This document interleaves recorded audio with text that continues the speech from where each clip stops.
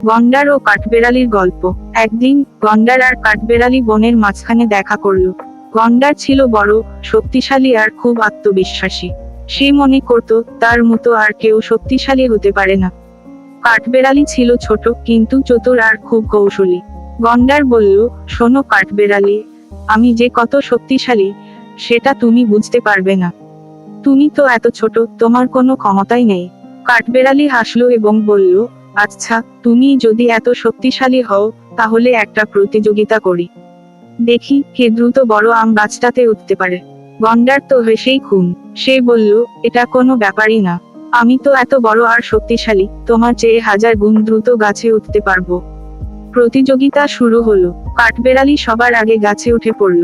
গন্ডার চেষ্টা করলো কিন্তু তার বিশাল শরীর নিয়ে গাছে ওঠা অসম্ভব ছিল। গন্ডার বারবার চেষ্টা করলো কিন্তু বারবারই ব্যর্থ হলো।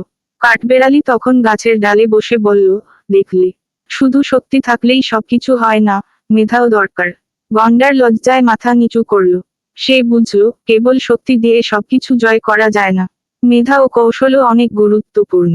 শিক্ষা, বড় শক্তিশালী হওয়া সত্ত্বেও সব কাজে সফল হওয়া যায় না, বুদ্ধি ও কৌশলও জীবনে খুবই গুরুত্বপূর্ণ।